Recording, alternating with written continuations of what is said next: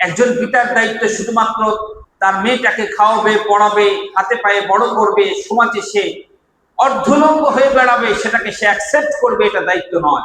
বরং তার একজন পিতার জন্য, একজন ভাইয়ের জন্য এটাও দায়িত্ব যে তার বোন যদি অশালীন কোনো পোশাক পরে সেই পোশাক ছিঁড়ে ফেলা। এটা উম্মুল মুমিনিন আম্মা জান আয়েশা সিদ্দিকা রাদিয়াল্লাহু তাআলা আনহা সেই শিক্ষা আমাদেরকে। এখনকার পিতারা, মেয়েরা তো আলট্রা মডার্ন, মেয়েরা তো পশ্চাত্যের যে কালচার আছে সেই কালচার অনুকরণ করতে সেটাকে পছন্দ করেই।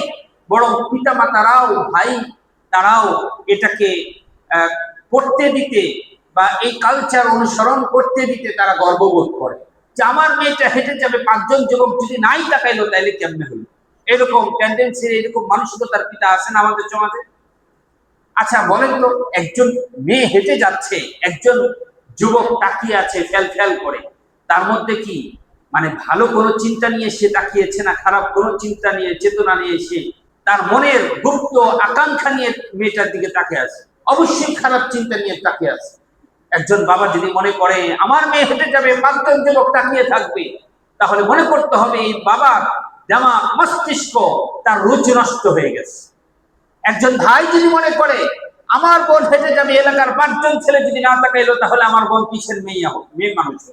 তাহলে বুঝতে হবে ওই ভাইয়ের মস্তিষ্ক পচে গেছে, তার ভেতরে কমন সেন্স বলতে কিছু নাই, যে কোনটা ভালো আর কোনটা খারাপ এই বোধটুকু তার মধ্যে নাই। যার কারণে সে চিন্তা করে আমার বোন হেঁটে গেলে পাঁচজন মানুষ তাকিয়ে থাকে। এজন্য পিতার দায়িত্ব, ভাইয়ের দায়িত্ব, মায়ের দায়িত্ব, তার কন্যা সন্তান যদি এমন কোনো কাপড় ঘরের মধ্যেও পরে যেটা বাইরে পরাও জায়েজ নেই, স্বামীর সামনে ছাড়া অন্য কোনো জায়গায় পরা জায়েজ নেই, সেই কাপড় সাথে সাথে ছিঁড়ে ফেলা। কেন ছিঁড়ে ফেলবেন?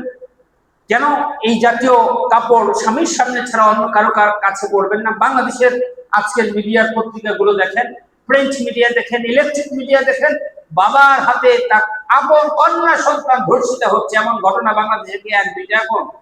স্বাভাবিক না অস্বাভাবিক? এটা একের পর এক ঘটনা ঘটছে ঘটছে, এই জেলায় ওই জেলায় ওই জেলায়। চাচা তার আপন ভাস্তিকে ধর্ষণ করছে, এরকম ঘটনা বাংলাদেশে নাই? যদি বলেন আছে না নাই? ভাই তার আপন বোনকে ধর্ষণ করছে, বাংলাদেশে এমন ঘটনা ঘটছে না? মামা তার আপন ভাগ্নিকে ধর্ষণ করছে, এমন ঘটনা ঘটছে। যদি একজন নারী ফিনফিনে পাতলা কাপড় পরে যদি রাস্তা দিয়ে হাঁটে, তার অবস্থাটা কি হবে?